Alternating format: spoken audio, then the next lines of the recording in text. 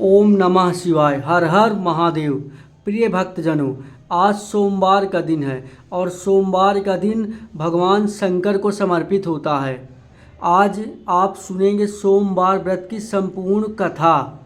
इस व्रत को करने से भगवान शिव अपने भक्तों की सभी मुराद जल्द ही पूरी कर देते हैं।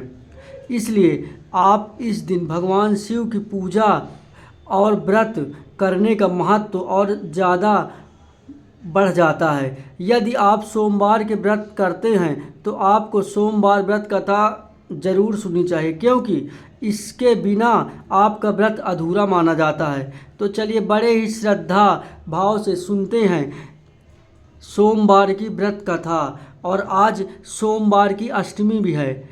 आज सोमवार की अष्टमी है। आज 5 मई सोमवार की अष्टमी है और अष्टमी का महत्व तो बहुत ही महत्वपूर्ण माना जाता है, क्योंकि सोमवार की अष्टमी के दिन हम सोमवार का व्रत करते हैं और भगवान शिव की कथा सुनते हैं तो उसका एक अलग ही आनंद होता है और अलग ही महत्व बढ़ जाता है।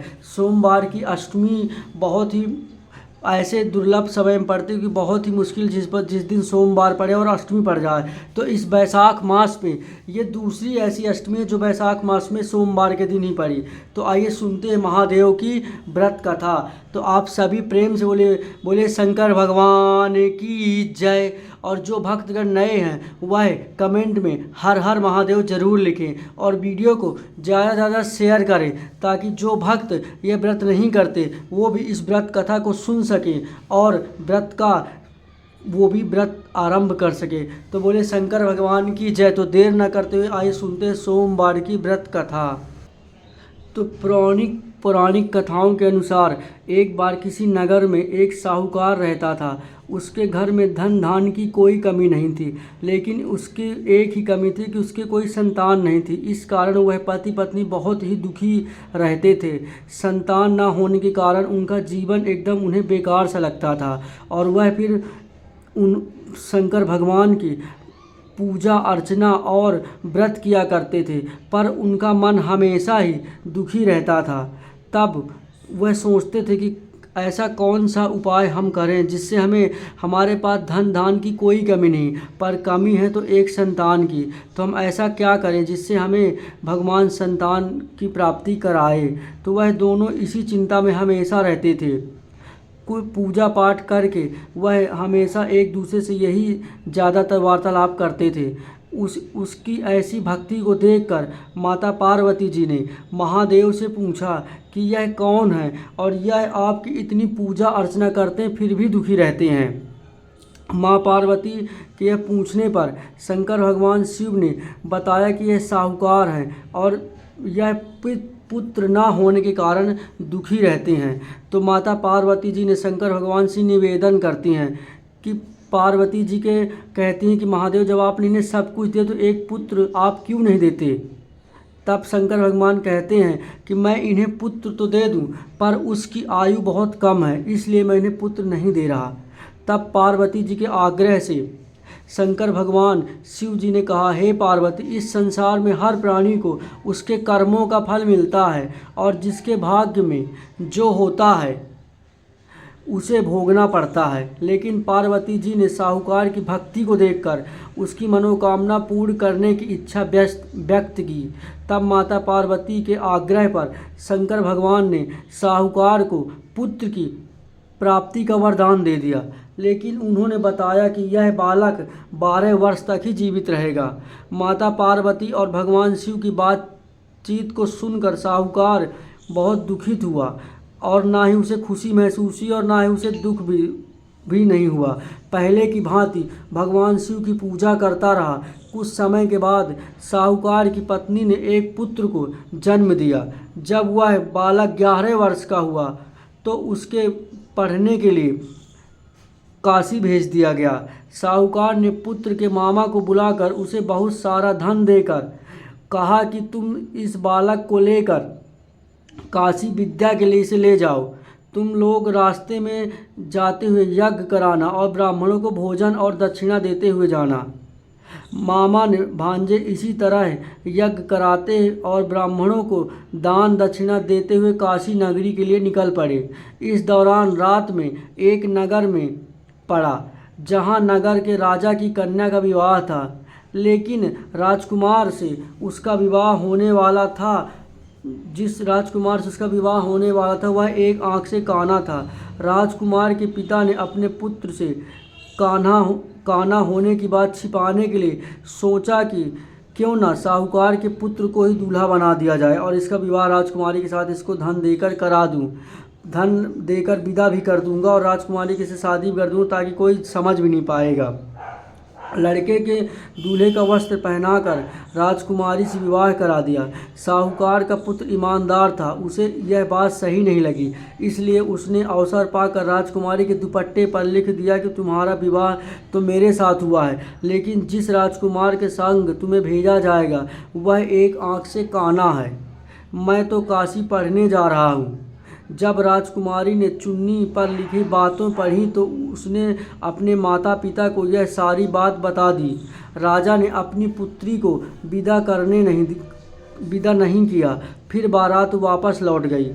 दूसरी ओर साहूकार का लड़का और उसका मामा काशी पहुंच गए। वहां जाकर उन्होंने यज्ञ किया। जिस दिन लड़का 12 साल का हुआ उस दिन भी यज्ञ का आयोजन था। लड़के ने अपने मामा से कहा कि आज मेरी तबीयत कुछ ठीक नहीं लग रही। मामा ने कहा कि तुम अंदर जाकर आराम कर लो। शिव जी के वरदान के अनुसार कुछ ही देर में उस बालक के प्राण निकल गए। मृत भांजे को देखकर उसके मामा ने विलाप करना शुरू कर दिया। संयोगवश उसी समय शिव जी और माता पार्वती जी उधर से गुजर रहे थे। तब माता पार्वती जी ने भोलेनाथ से कहा, हे स्वामी, मुझे इसके रोने के स्वर सहन नहीं हो रहे। आप इस व्यक्ति के कष्टों को अवश्य दूर करें। जब शिव जी मृत बालक के समीप गए तो वह बोली कि ये उसी साहूकार का पुत्र है जिसे मैंने 12 वर्ष की आयु का वरदान दिया था। अब इसकी आयु पूरी हो चुकी है, लेकिन मृत भाव में विभोर माता पिता को देखकर माता पार्वती महादेव से इस बालक को और आयु देने की कृपा करें, अन्यथा इसके वियोग में इसके माता पिता भी तड़प तड़प कर प्राण त्याग देंगे। माता पार्वती के पुनः आग्रह करने पर भगवान शिव ने उस लड़के को जीवित होने का वरदान दिया। शिक्षा पूरी करके लड़का मामा के साथ अपनी नगर की ओर वापस चला गया। दोनों चलते हुए उसी नगर में पहुँचे जहाँ उसका विवाह हुआ था। उस नगर में उन्होंने यज्ञ का आयोजन किया। उस लड़के के सास ससुर ने उसे पहचान लिया और महल में ले जाकर उसकी खातिरदारी की और अपनी पुत्री को विदा किया। इधर साहूकार और उसकी पत्नी भूखे प्यासे रहकर बेटे की प्रतीक्षा कर रहे थे। उन्होंने प्रण किया था कि जब तक मेरा बेटा जीवित नहीं आएगा तब तक हम अन्न जल सब त्याग देंगे, और वह जीवित नहीं लौटा तो हम भी अपने प्राण त्याग देंगे। परंतु अपने बेटे को जीवित देखकर वह बेहद प्रसन्न हुए और उसी रात स्वप्न में आकर शिव जी ने श्रेष्ठ में मैंने तेरे सोमवार व्रत और कथा सुनने से प्रसन्न होकर पुत्र को तेरे लंबी आयु का वरदान दिया।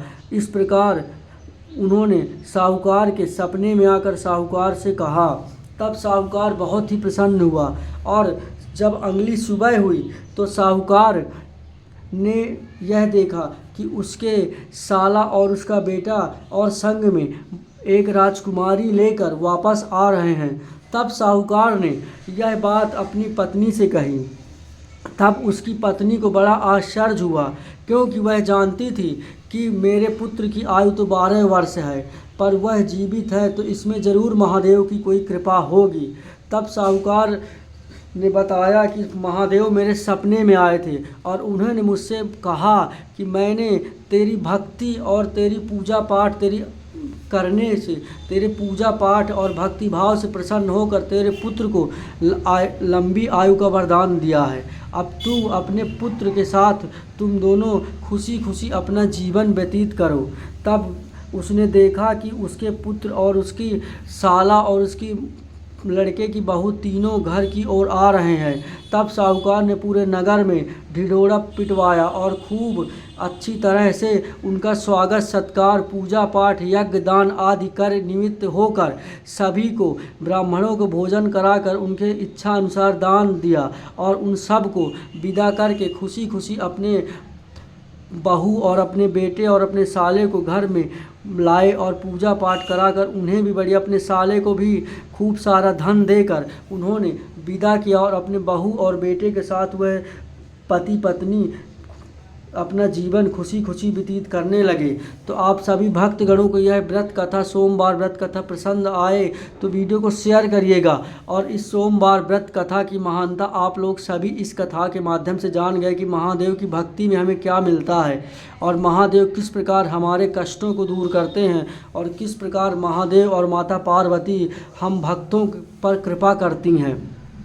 तो आप सभी इस वीडियो को शेयर करें और कमेंट में लिखिएगा माता पार्वती और भोलेनाथ की जय। हर हर महादेव, जय शिव शंकर।